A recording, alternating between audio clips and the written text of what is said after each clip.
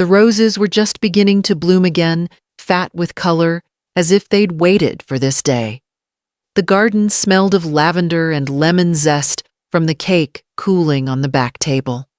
I had insisted on making it myself, despite Carmela offering to cater. 71 doesn't feel old when your hands still knead dough and remember how to whip egg whites stiff without thinking.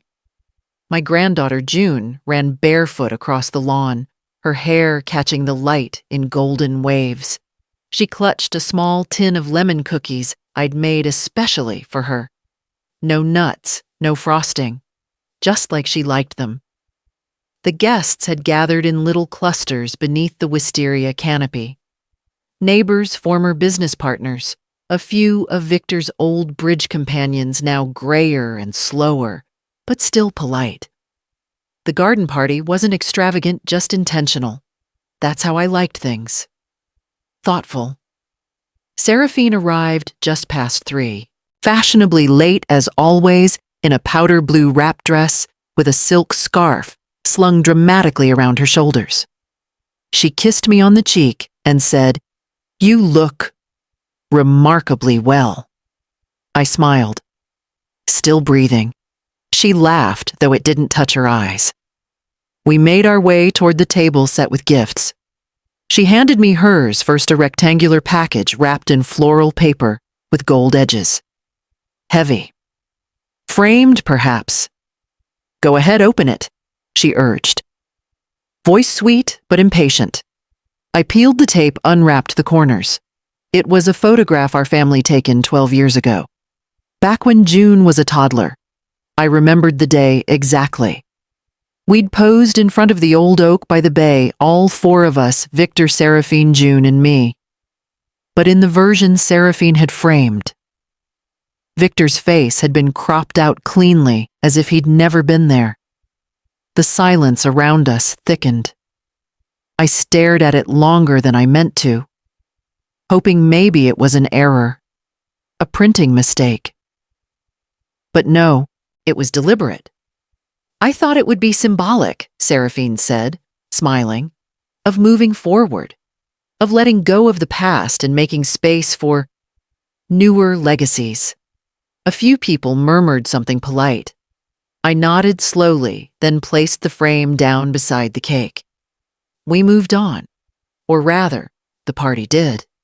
I didn't. Not really. Later, as the sun lowered behind the trees, Seraphine stood and tapped her glass with a fork. "If I could have your attention for just a moment," she began, raising her glass. "I just want to say how grateful I am for everything my mother has done, not just for me, but for all of us. Her strength, her stability, her stubbornness." A light laugh from the crowd. And now she continued, as we step into the next chapter, where the next generation starts leading the way, "I hope we all carry her grace with us," while gently easing her into well-deserved rest. The word rest made me straighten in my chair. "To new beginnings," Seraphine finished, "and wise transitions." Applause followed. I smiled with my mouth, but not with my stomach.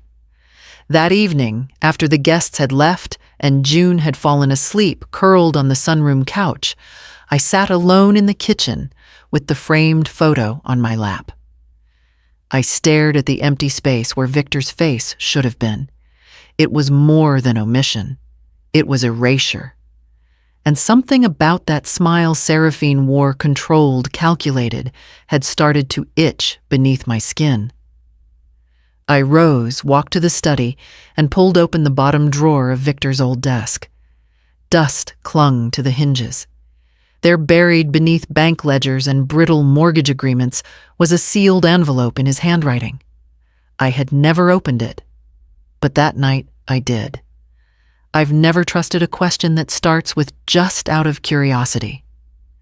It was 2 weeks after the party when Seraphine came by again. She called it a casual visit, just tea with my mother. But she arrived in a pressed linen suit and brought her own oat milk, which told me she'd already made up her mind about something. We sat in the sunroom.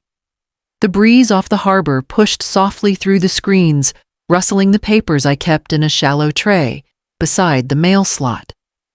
Seraphine was careful not to glance at them too long, though I noticed her eyes hover now and then. She stirred her tea as if it required thought, then asked lightly, "Who technically owns the side garden lot? Is it tied to the house deed, or is it under that shell company Dad used for the tax deferrals?" I blinked. "Why would you need to know that?" She gave a soft laugh. "Mom, I'm not trying to pry. I'm just thinking ahead. If you ever decided to downsize, say, to something more accessible, it'd help to know which assets could be sold separately." I nodded and poured more tea into my cup, ignoring hers. "You know," she went on, adjusting the silk scarf at her neck, "I've been looking into estate planning tools. Everyone's talking about it now. Trusts, portability, elections, probate avoidance. Did Dad ever dissolve the Hale and Finch Trust? Or is it still considered active?" I smiled thinly. We always were ahead of trends. She took that as an invitation. "And your will, have you updated it recently?"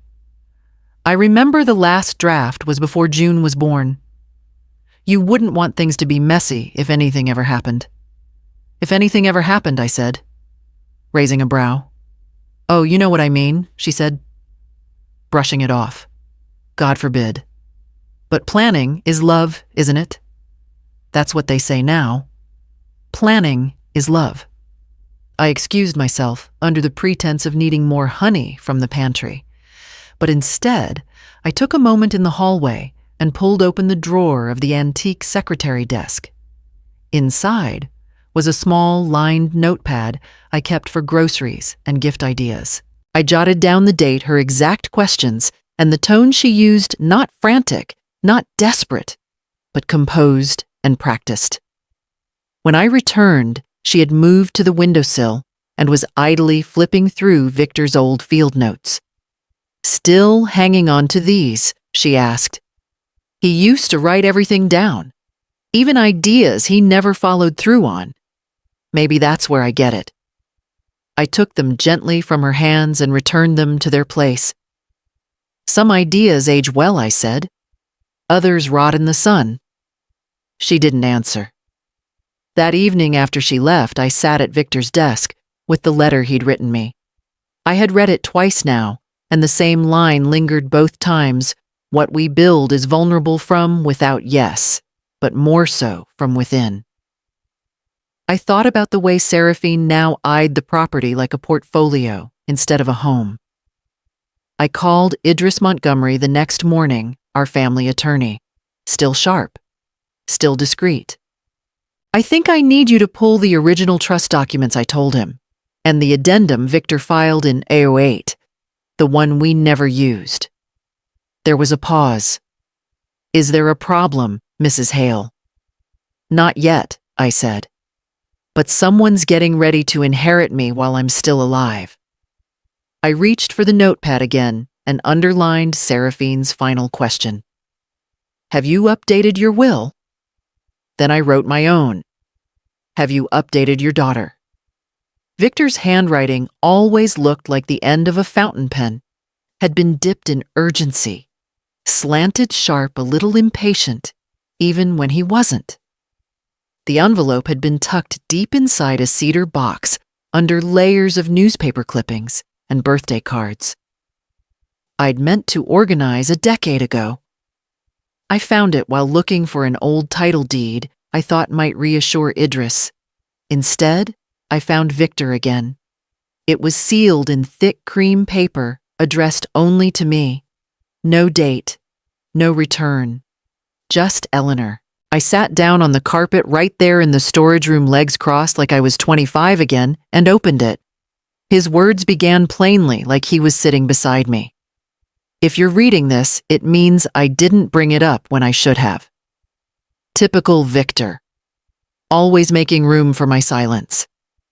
"You've always wanted to believe the best of people, especially the ones we love. I've admired that in you, but it's also where we're most vulnerable. You saw it when my brother nearly ruined the business.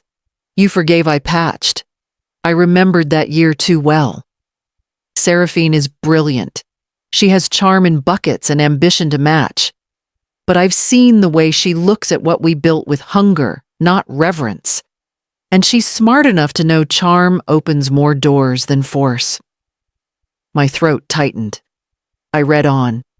I filed a trust amendment with Idris in 2008. It allows you to shield the business assets and inherited estate under your sole control if you ever feel that protection is needed. It's airtight. She's not aware of it, and that's intentional. I didn't want to provoke her. But if you ever find yourself wondering who the legacy was built for, this will remind you. I ran my hand over the bottom of the letter. His signature was there, along with a second document folded separately, notarized, and stamped. It was real. He'd done this 17 years ago, and never mentioned it. In that moment, grief returned, not in loud sobs, but in the steady, aching pulse of someone who's still being protected by a man no longer breathing. I brought the documents to the kitchen and sat with them beside my tea, the same way I'd once sat with Victor during tax season cross-checking line items. He never liked surprises. By noon, I had scanned and sent copies to Idris with the subject line for review next steps. He responded within 20 minutes. Confirmed, valid, still enforceable.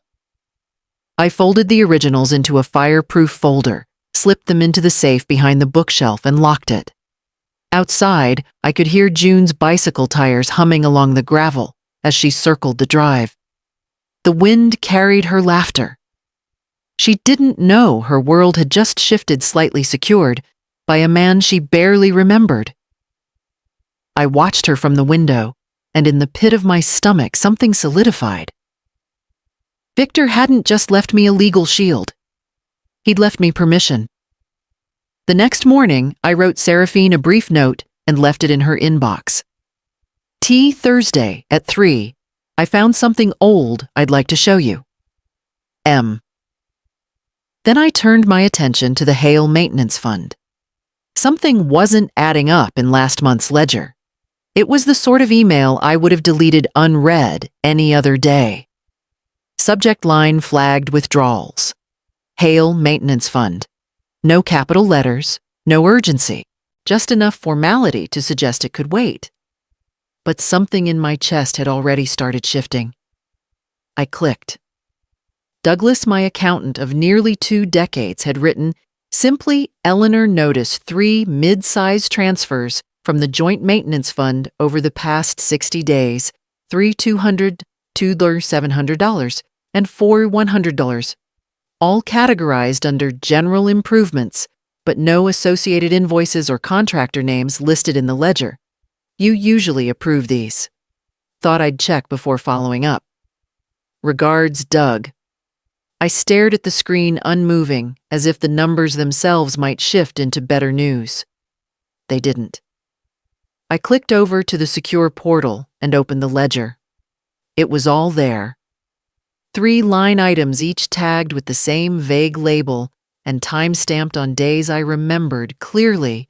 Days Seraphine had visited and lingered near the study after tea, offering to help with the paperwork, as she used to do for Victor. I had nodded, then distracted by conversation. I remembered handing her the file keys once, just for a moment. Just for a moment. My fingers curled slightly over the desk's edge. There was only one other person authorized for that fund. It had been set up years ago to cover property upkeep, the roof, the plumbing, Victor's endless tinkering with solar panels.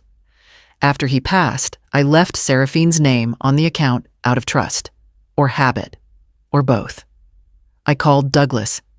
Morning. Eleanor, he answered. Saw the note. Yes, I said. Hold those entries. Don't clear them just yet.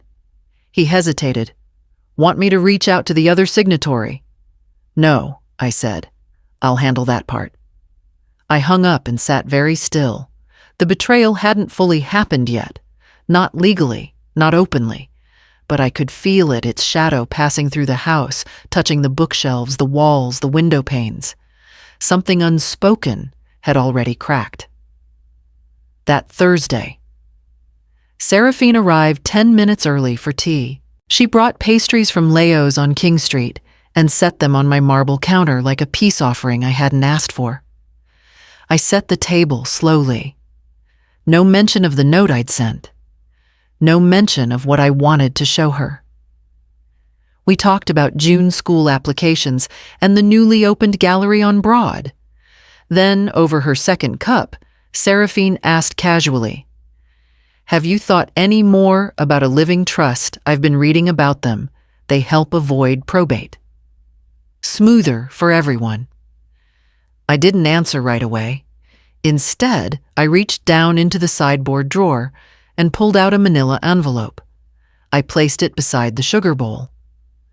"I've been looking at some documents too," I said. "This one's from Victor. You should read it sometime." She didn't touch it, just smiled and said, "You always did keep things close to the chest." "That's how we kept the chest from going empty," I replied. She didn't like that. I saw the flicker. Later that night, after she'd gone, I reopened the maintenance fund records. She'd logged in again, moved another $1,800. I didn't call her. I didn't accuse her. I simply opened a new page in my notebook and wrote, "She thinks I'm not watching." Then I added a second line slower, "She thinks what's mine is hers." The next morning, I checked on the deed to the garden lot. I had a feeling she'd come for that next. Seraphine arrived with a bottle of Pinot and a bouquet of lavender that still had the market price tag on it. I said nothing, only smiled, took the stems, and dropped them into the chipped blue vase Victor and I bought on our honeymoon. The roast had been in the oven since midday garlic and rosemary crusted just the way she used to like it. June had a school overnight trip, which left the evening unnaturally quiet. Too quiet for what I suspected she was here for. We ate in the dining room where the chandelier still hung uneven after Victor's failed attempt to fix it himself in '98. Seraphine used her best voice, the one she saved for donor galas and gallery interviews. "You know," she said between bites, "this house has such presence. You can feel its age, but in a good way, like it's part of something bigger." I sipped my wine. "You mean old?" She laughed, eyes sparkling. "No, I mean enduring, legacy-bound. There's something sacred about keeping things in the family." That's when I knew where we were headed. She cut her lamb slowly, carefully, as if building to the next part. "I've been thinking a lot about generational stewardship lately. What it means to protect, not just inherit. To preserve." I set down my fork. "That." So she nodded. "Yes. With property especially. This house, the garden lot, the storage unit on Queen's Landing. It's important to keep them together. Avoid disputes or complications down the line." "Which line is that?" I asked. She smiled at her plate, folded her napkin neatly in her lap. "Well, I was thinking it might be wise to transfer the deed into my name now. Just for safekeeping. Streamline everything legally. You'd still live here, of course. Nothing would change. Nothing but ownership. Nothing but control." I leaned back in my chair. "You've been reading estate blogs again." "I've been reading case studies, actually," she said with a little lift of her chin.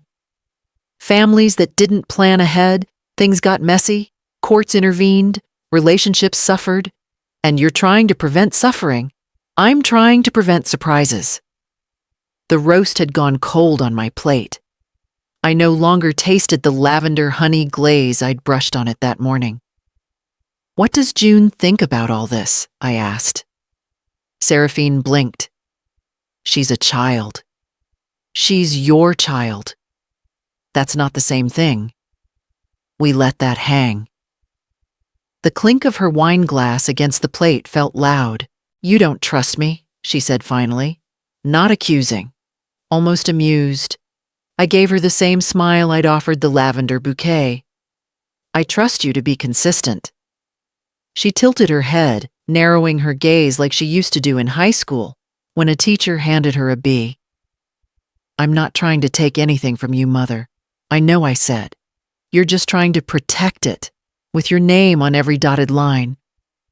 She stood to clear the plates, but I waved her off. I didn't want her hands near the silver. As she gathered her purse near the door, she turned and said, I really hope you're not being influenced by old fears.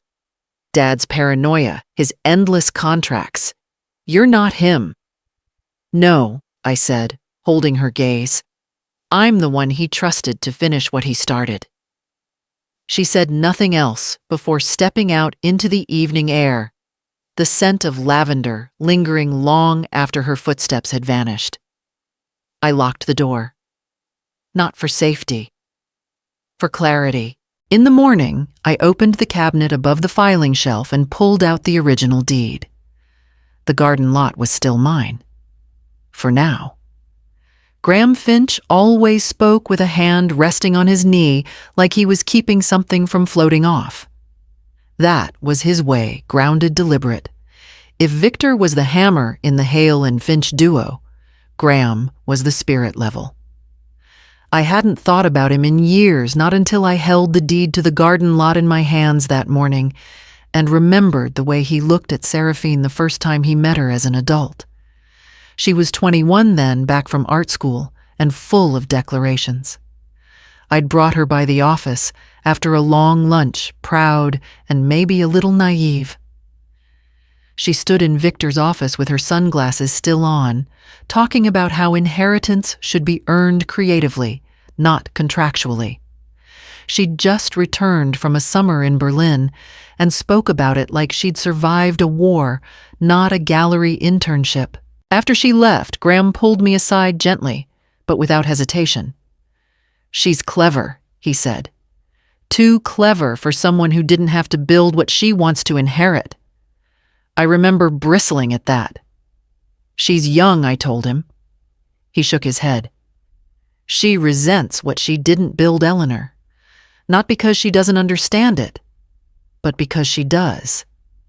I hadn't wanted to believe him. I thought he was being harsh or worse, jealous.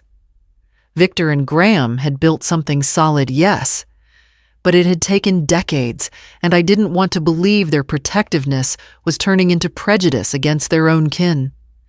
But now, sitting at my kitchen table with withdrawal records open and Seraphine's words from dinner still echoing, streamline everything legally. I found myself wondering if Graham had seen something I hadn't, or maybe something I'd chosen not to. He never said it again. He wasn't the type to repeat a warning. But he did write me a letter the day he sold his half of the company back to Victor. The most dangerous heirs are the ones who understand value, but not cost. He meant her. He had to have meant her. And now, years later, I was holding evidence that proved his instinct had been sharper than my optimism. Seraphine's interest wasn't in preservation. It was in positioning. Ownership over stewardship. Optics over obligation.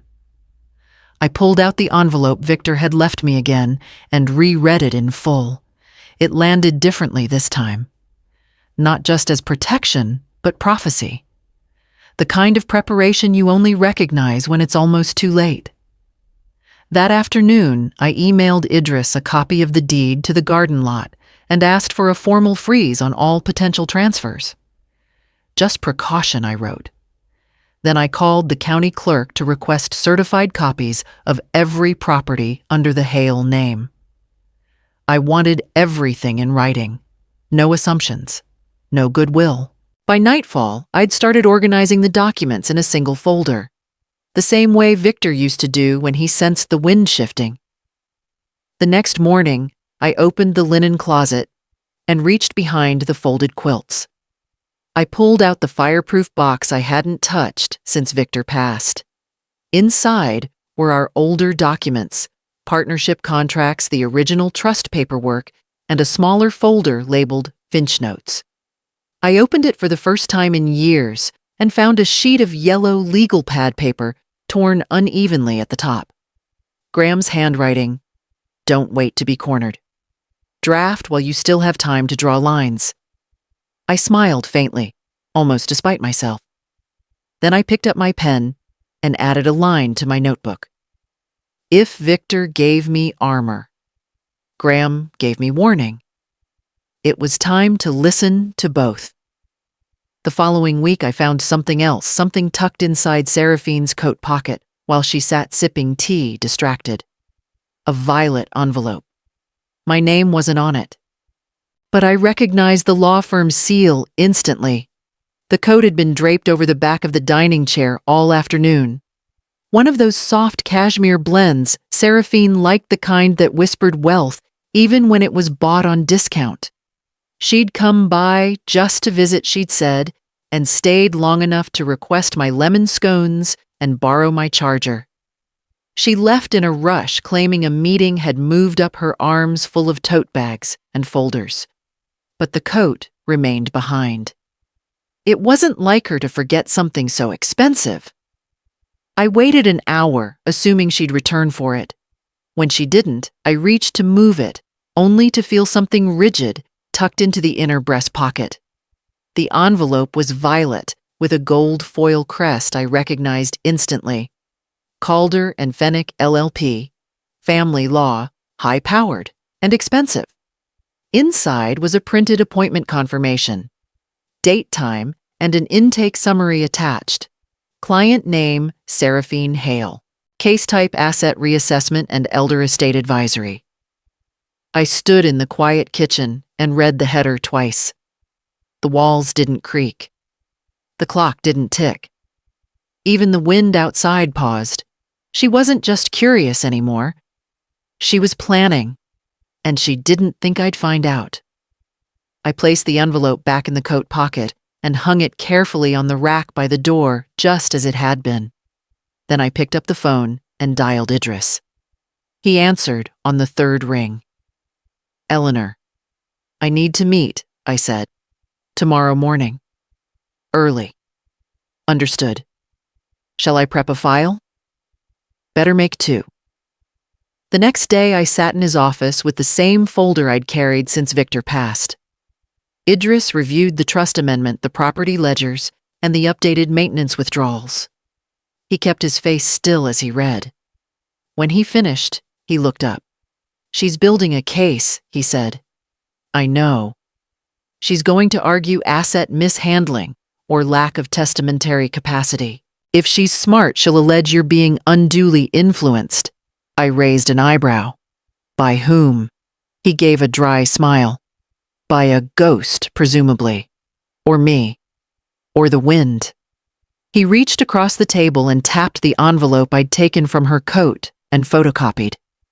"This firm doesn't play unless they believe they can win," he said. "And they don't come cheap." "She's gambling on intimidation," I said. "She's gambling on fatigue. Most people your age don't want a legal war. They settle to avoid the mess." I folded my hands. Then she picked the wrong 71-year-old. He nodded, eyes steady. "We need to get ahead of this. I'll initiate a quiet audit of all shared financial points. Freeze any discretionary access on the Hale funds.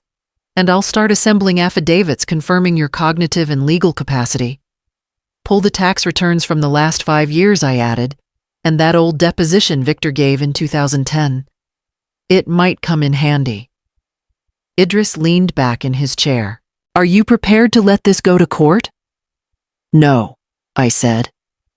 "I'm prepared to let her take the first swing, and I'm prepared to let her regret it." When I returned home, I found June's sweater folded on the porch bench. She must have stopped by while I was gone. The sight of it reminded me who still moved through this house with gentleness. I picked it up, folded it once more, and brought it inside. Then I walked into my study, unlocked the cabinet, and pulled out the original trust binder. I had a feeling I wouldn't be the only one drafting documents this week. I had told Victor once that money is only dangerous when it starts walking on its own, when it stops being something you manage and becomes something that moves behind your back. I thought I was paying attention. I thought I was ahead of her. But it turns out Seraphine had been 2 steps further all along. It started with a strange email from the Education Foundation we'd set up for June. A quarterly statement, nothing unusual until I noticed the balance. The fund should have held just over $20,000. It had been built slowly with deposits from birthday's art awards and a yearly gift I made on Victor's behalf every spring. I knew the number by heart, but the total was off. Down by almost 6. I opened the detailed statement and followed the ledger. 3 withdrawals over the last 4 months, each labeled Emergency Realignment Transfer, Authorized Guardian Account. I froze. The guardian on record was Seraphine. The money hadn't gone to tuition or piano programs or even art supplies. It had been routed into a private account held in Seraphine's name, one I didn't recognize. It took me all of 30 minutes to confirm through Douglas that the account in question was also tied to her business expense filings. The last withdrawal had occurred just days after Seraphine's last visit, when she'd mentioned needing breathing room while reorganizing her consulting firm. Breathing room? I sat at the kitchen table with the printed statement between my hands. The kettle had finished boiling 10 minutes ago, but I hadn't poured the water. There's a difference between ambition and theft. And this crossed it. I hadn't told June anything yet. She was still under the impression that her grandmother and mother had their own quiet understanding. She still believed Seraphine would be proud of her recital pieces, that she'd clap and smile at her school fundraiser the way she used to when she was little. I didn't want to shatter that illusion. Not yet. But something broke in me that afternoon. Not a snap. Not loud. Just the clean, irreversible click of a door locking from the inside. That evening, I wrote a check to the fund to restore the missing amount. I logged into the foundation portal and removed Seraphine's guardian authorization. Then I contacted Idris and asked him to file the amendment documents quietly. I also asked him to prepare a letter, one that would formally notify Seraphine of the revocation of her discretionary access to all Hale-linked educational trusts. Send it registered, I told him. Let her sign for it herself. He didn't ask why. He already knew. Later that night, I heard June humming from the upstairs bedroom, practicing scales she'd picked up by ear. She wasn't even reading sheet music, just playing what she remembered. I closed my eyes and let the notes float down the hall, light and uncertain, but trying. Always trying. When they stopped, I folded the statement and placed it in my file drawer behind the trust documents. Then I added a new sticky note to the cover line crossed. Pattern clear. No more benefit of the doubt. In the morning, I would ask Idris to begin preparing a 2-page summary brief, a document I'd keep sealed, just in case the day came when I needed to place it in a judge's hands. I brewed chamomile, though I knew she preferred white tea with orange peel. Chamomile was gentler, easier to hold still in the cup. It also smelled like my mother's apron, a small comfort, for what I suspected would be an uncomfortable conversation. Seraphine arrived with a firm knock and a smile that had more calculation than warmth. She kissed my cheek and commented on the roses now heavy and open in the garden. "They remind me of Vienna," she said. "You remember that summer I did?" Barely. She'd spent most of it away from us drinking espresso and photographing statues she never printed. She walked through the kitchen like it was hers. She always did that now, her fingers brushing countertops as though checking for value, not dust. We sat by the front window where the sun filtered through the blinds in soft bands of light. I poured slowly, careful not to let the tea slosh. "How's the consulting firm?" I asked. She waved her hand as if the question bored her. Still alive, still needing CPR. It's a strange market. And the emergency realignment? Her hand paused in midair halfway to her cup. What the label on your transfers from June's education fund? Interesting name for theft. Her smile cracked just enough to let the edge show. You've been digging. I've been watching. She sipped her tea. It wasn't theft. It was a short-term shift. Temporary. I was going to reimburse the fund. You already have. I did it for you. There was a long silence. You didn't have to, she said finally. Yes, I said. I did. She sat straighter, crossed one leg over the other. You've always made it clear what's yours and what isn't. Maybe this is about control, or maybe I replied it's about responsibility, which you abandoned the moment you treated your daughter's scholarship like a personal lifeboat. She set her cup down, too carefully. No one wants to fight you, Mother, she said softly, voice almost tender. Unless they have to. It wasn't a threat, not in the open. It was a confession. I stood and gathered the empty plate between us. Well, let's both hope it doesn't come to that. As I rinsed the china, I watched her reflection in the glass front cabinet. Her face was unreadable still, like the surface of a pond before the ripple. She left with another faint kiss on the cheek, her perfume trailing behind her jasmine, and something sharper underneath. I didn't linger. That evening, I unlocked the drawer beneath Victor's desk and pulled out my leather folio. I opened a fresh document and wrote in bold black ink across the top. Summary brief, Eleanor Hale. Asset Protection and Estate Integrity Page 1. A notarized list of protected properties, their origin of ownership and trust clauses, confirming their separation from marital or familial dispute. Page 2. A statement of cognitive fitness from my physician, a brief note from Idris confirming the document's validity, and one final paragraph.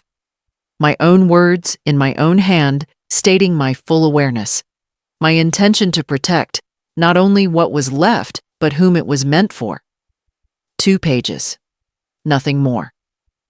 I placed it in the folder labeled If Needed, slipped it into the fireproof safe and turned the lock with a soft, deliberate click. Then I walked to the front hall, where June's rain boots were drying near the door. I knelt, turned them upright, and placed them neatly side by side. Because one person had already crossed the line, and I would not let the next step be hers to decide. Idris's office smelled like old paper and new ink. The walls were lined with heavy books, most of which I suspected no one had opened in years. But Idris knew exactly where everything was, and more importantly, what it meant. That's what made him dangerous in the right hands. He sat across from me with the draft in hand, flipping slowly through each paragraph, though he'd already read it twice. He liked silence the way I liked clean counters, nothing extra to trip over. You've covered everything, he said finally. Real property, business equity, the Hale Trust, healthcare proxies, testamentary authority, all of it. Victor's amendment from 2008 holds it does. In fact, it's airtight. And your handwritten statement at the end, that makes it human. Judges respect that. I nodded, letting the words sink in. 2 pages. It felt strange to boil down decades of work love and caution into something shorter than a sermon. But there it was, line by line, a fortress without flourish. The first page was structural, the breakdown of holdings, where they came from and why they were legally distinct. Victor's inheritance. The business accounts. The house bought in my name before Seraphine's first recital.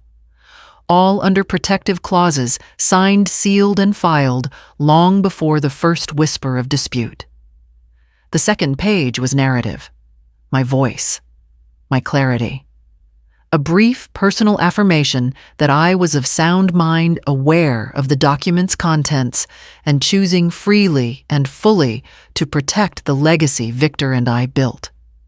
Not to exclude, not to punish, but to preserve. When we finished reviewing, Idris stapled the pages, affixed the official summary sheet, and slid them into a firm cream envelope. "I'll keep a copy in my vault," he said, "but this one's yours." I held it in my hands, the weight of it far heavier than the paper should allow. "You understand?" he added gently. "This doesn't prevent her from suing. It just makes it very, very foolish." "I'm counting on that," I said. "She's betting I'll fold to avoid the noise." But Victor didn't raise a woman afraid of courtrooms, and I didn't raise one who should be willing to drag her mother into one. Idris gave a faint nod. "If it comes to that, this is enough." I didn't ask what would happen if it wasn't. I already knew. But some truths don't need air until they're ready to be heard. I stood, smoothing my jacket. "Have June over soon," Idris said as I turned to leave. "She still has that glimmer in her." "She does," I said. "She plays piano now. Not perfectly, but like she's reaching for something." He smiled, and it softened his lawyer's face. Outside, the wind was picking up along the harbor. The magnolia trees had started to drop their blooms early, scattering pale petals across the courthouse steps, like confetti from a party no one remembered throwing. I walked home slowly, the envelope pressed against my ribs under my coat, a heartbeat made of ink and law. At the house, I placed the sealed brief inside Victor's old document box, slid it behind the copy of our marriage license, and reset the combination on the safe. I didn't bother writing it down. I wouldn't forget it. Upstairs, June's bedroom was quiet. Her bed neatly made a sheet of music folded across the pillow.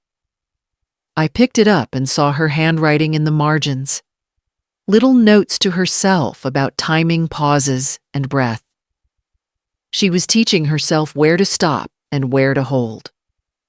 I walked back to the study, opened my notebook, and added a final note beneath the others.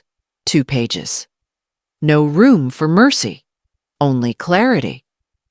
Then I drew a line beneath it and turned the page. The man on the porch looked like he could have been delivering flowers. Soft blue shirt, clean shoes, clipboard tucked under one arm. But there were no roses in sight, just a stack of folded papers in a plain white envelope, and my name typed too neatly across the front. "Mrs.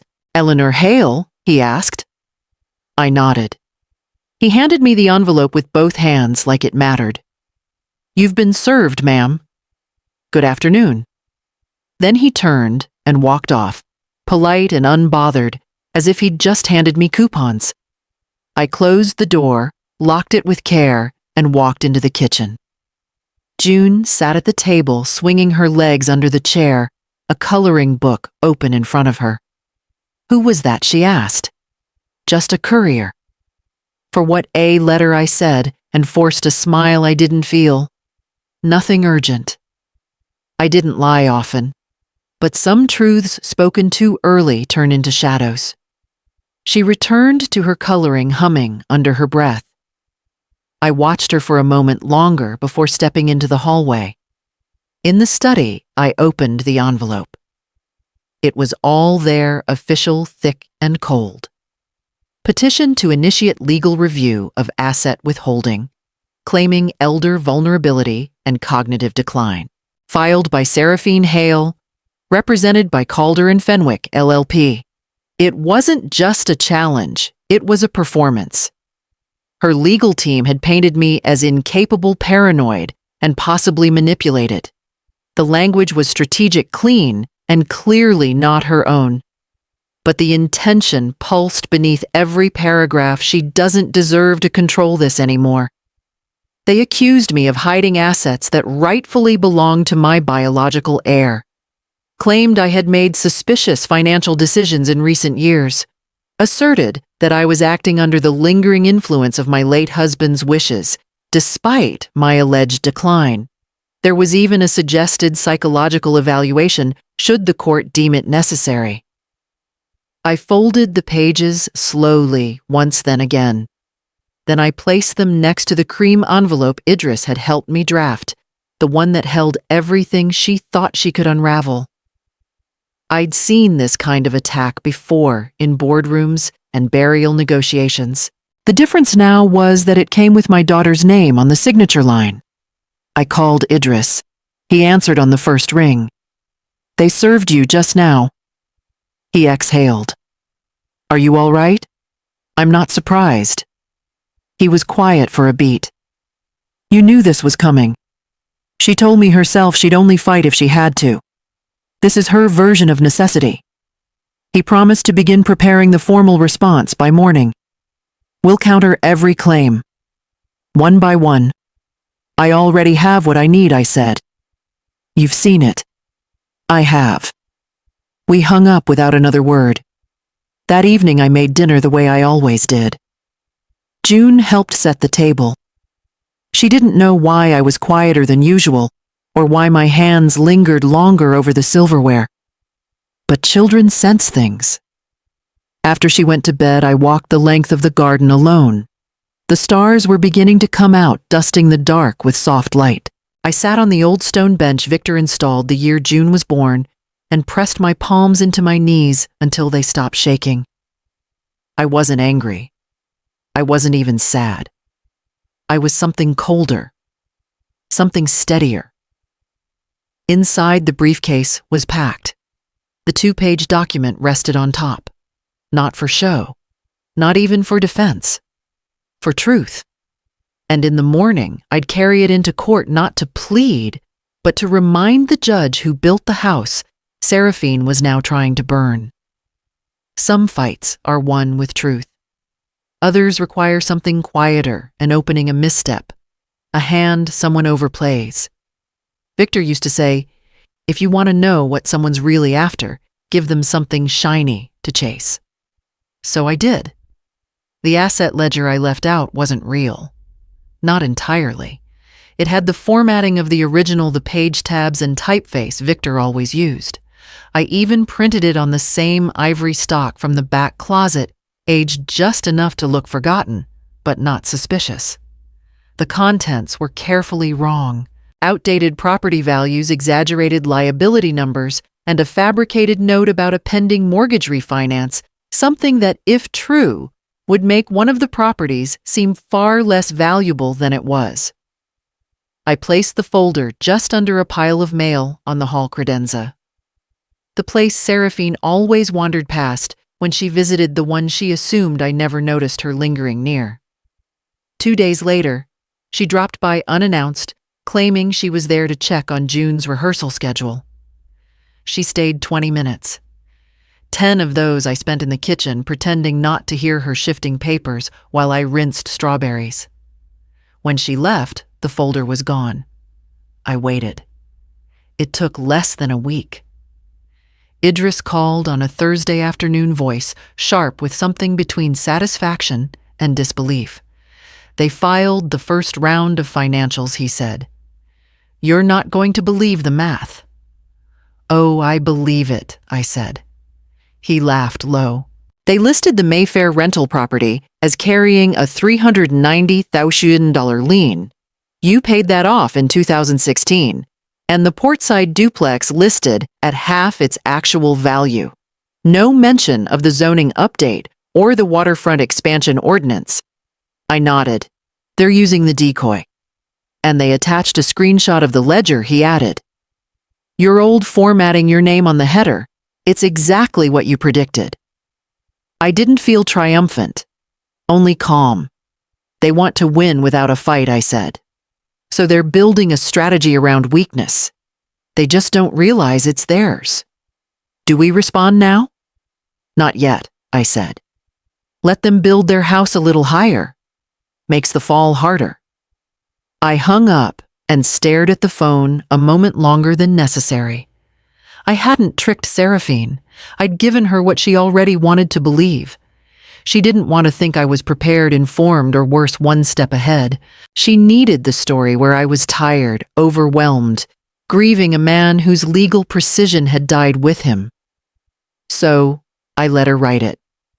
Let her sign her name under it. Let her drag her own case off balance. June tiptoed into the room a few minutes later, carrying a drawing she'd made of the house and our garden.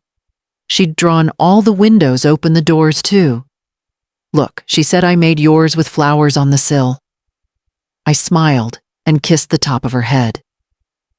You always see things I miss, I told her. She beamed, but it wasn't true. I hadn't missed anything. Not this time.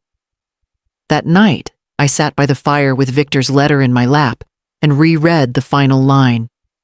If you ever need to fight, make sure they don't see your sword until they've already swung.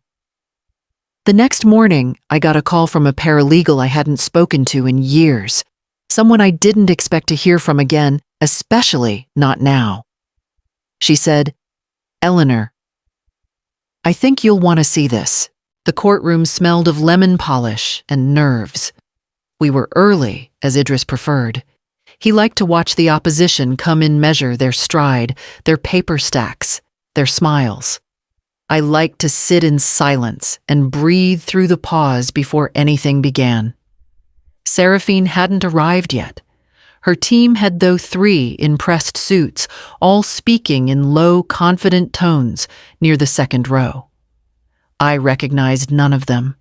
None except the woman sitting quietly in the gallery near the back, hair pulled into a neat twist, dark blazer flats instead of heels. She was scanning a set of documents on her lap lips, moving silently as she read. Marta Ellery. I nearly didn't recognize her. We'd been neighbors once years ago when Seraphine was still in ballet and Marta's son rode a scooter down our shared sidewalk. We'd shared garden tips and library book trades. She moved after her divorce, disappeared into a quieter life. But there she was, now paralegal to someone in the building apparently, and holding a folder marked with Seraphine's legal firm. She looked up and caught my eye. No nod, no smile. Just the kind of stillness that said, wait. I did. It wasn't until mid-morning, when the judge called for a brief recess, that she approached. Her steps were calm, measured. She handed a sealed envelope to Idris, eyes on me the entire time.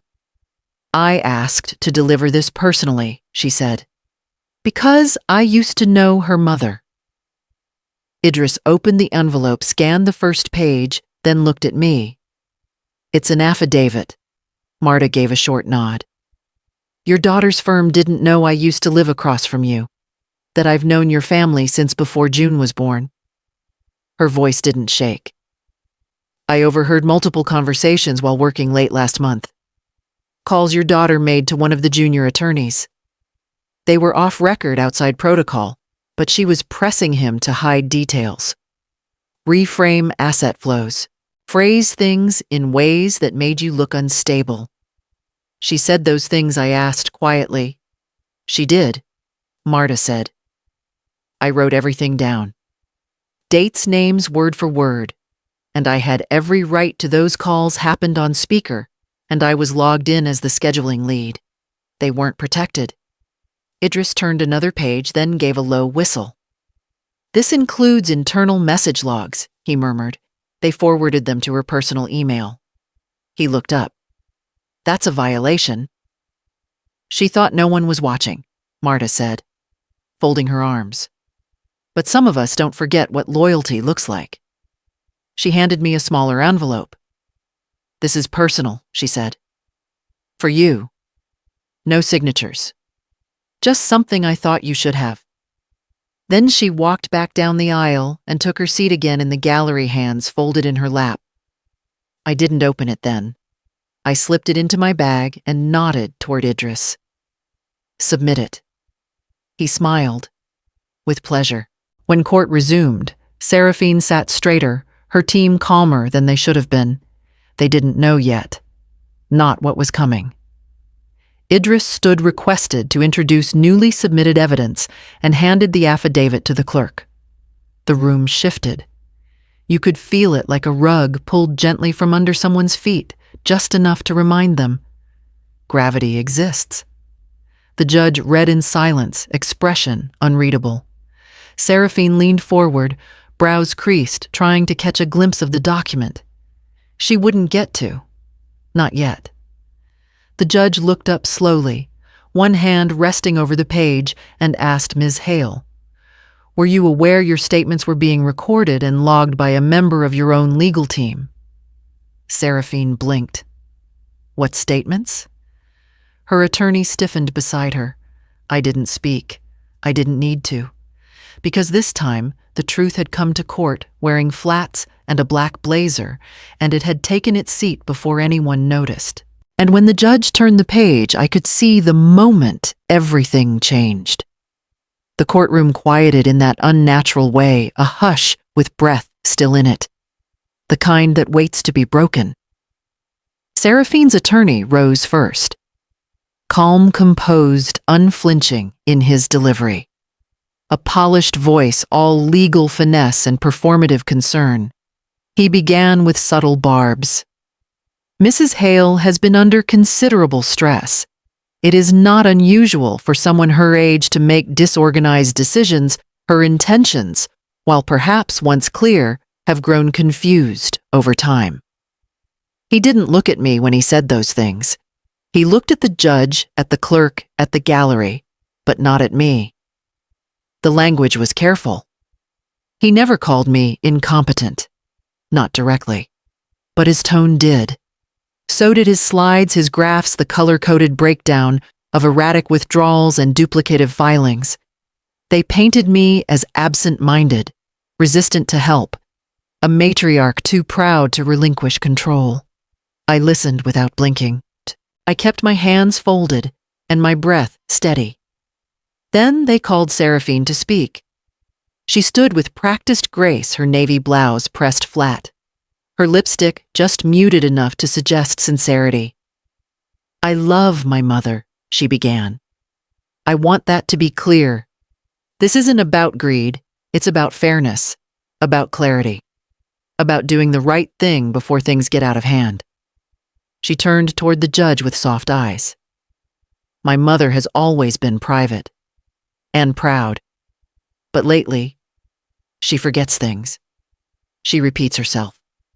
She becomes overwhelmed by routine matters.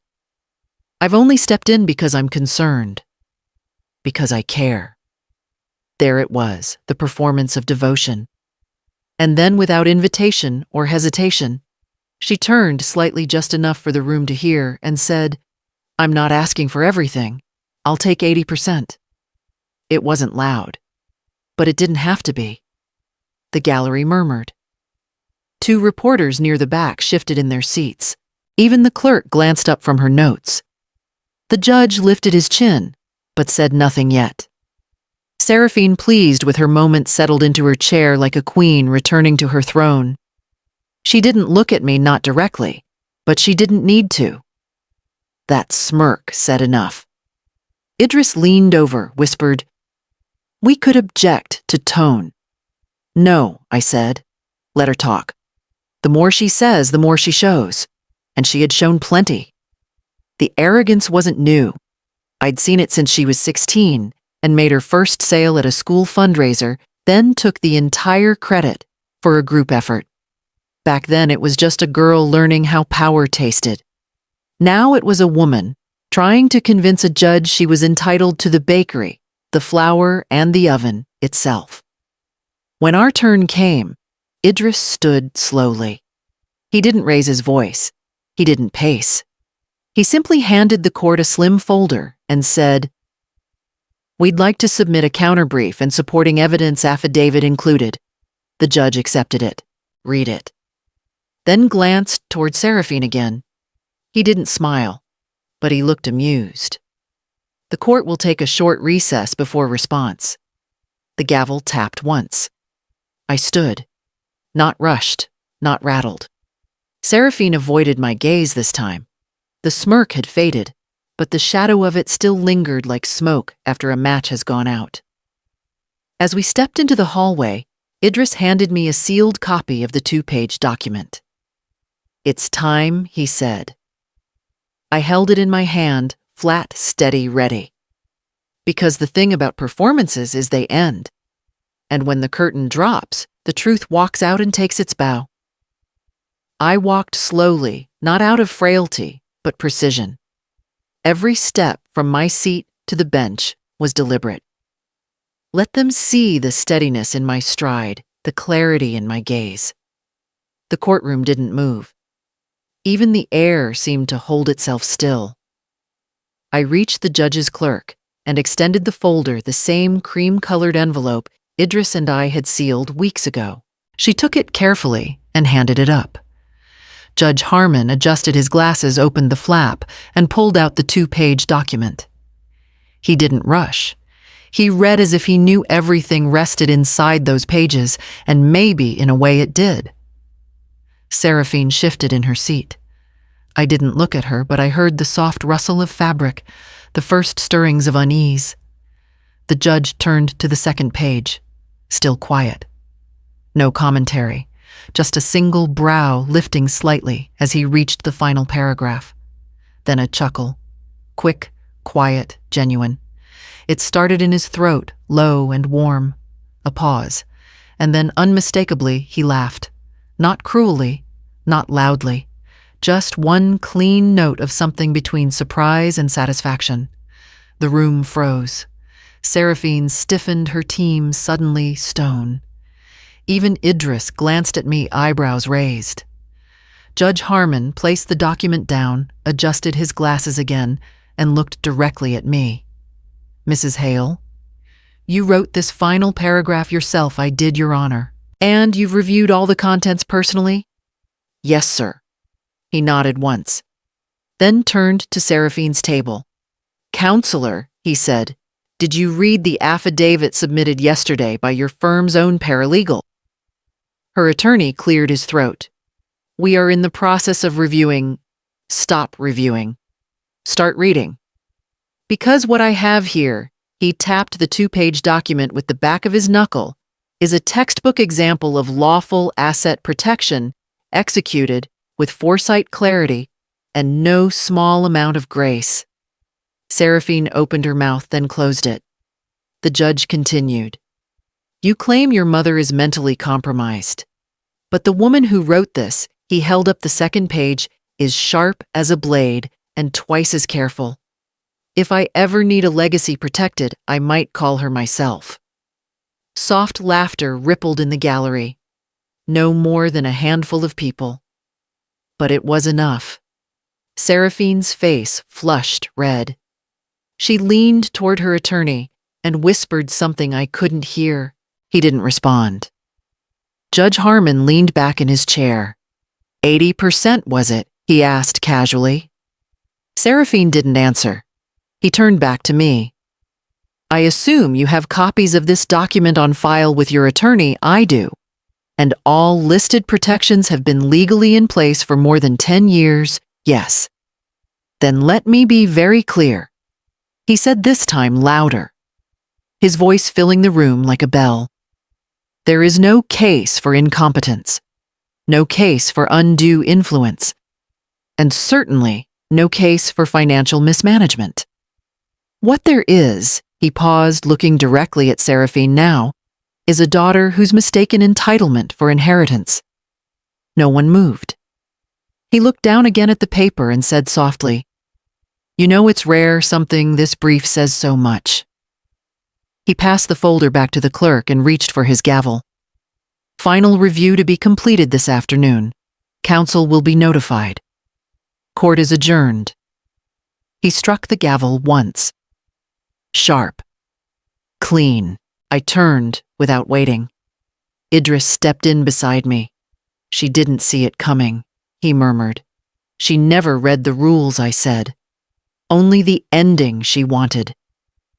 As we stepped into the corridor, I heard footsteps behind us, rushed, uncertain. Seraphine's voice called out, not loud, but enough. "Mother, wait." I stopped, but I didn't turn around. Not yet. Not until I heard what tone she'd choose next. I didn't look back when Seraphine called my name. I stood still in the hallway, waiting to see if she'd come closer, or let pride pull her in the opposite direction. She didn't say anything else, just turned and walked away. By the time we returned to the courtroom later that afternoon, everything had shifted. The judge's tone was cooler, firmer. He didn't invite performance. He read from his notes precise and practiced. This court has reviewed all filings and supplemental evidence, he began. It finds no grounds to support claims of cognitive decline or undue influence. He glanced toward Seraphine, who was staring blankly at the table. The trust structure's property protections and amendments were not only legally sound, but executed with full awareness and the assistance of qualified counsel. The petitioner, his voice tightened, submitted financial valuations based on unverified documents. This undermines the credibility of the case. I could feel Idris breathing beside me, steady and contained. The affidavit from Ms. Ellery, a licensed paralegal within the petitioner's own firm, revealed behavior inconsistent with transparency and good faith. There was no movement at Seraphine's table. Her lawyer kept his hands folded tightly, unmoving. Therefore, the judge continued this court rules in favor of the respondent, Mrs. Eleanor Hale. All asset claims made by the petitioner are dismissed. Then came the part I hadn't expected. The court also finds sufficient cause to consider restitution for legal expenses and breach of fiduciary duty regarding the minor trust in question. He didn't have to say June's name. I already knew. Petitioner will be held liable for her share of the legal costs incurred by the respondent and is required to reimburse the June Hale Education Fund in full plus administrative penalties as outlined in Section 14B. There was no gavel, just silence. And then court is adjourned. The bench emptied quickly. The gallery cleared. I stood there for a beat longer, letting it land. I had won. But it didn't feel like triumph. It felt like the end of something soft. Seraphine didn't look at me as she gathered her bag. Her lawyer whispered something and she shook her head once before walking briskly toward the exit. She didn't stop, didn't glance back. I sat again for a moment after the room had cleared, placing both hands on the table in front of me. My fingers looked older in the court, lighting more worn than I remembered. Idris stayed quiet beside me. He knew better than to fill the space. "She thought I wouldn't fight," I said, finally.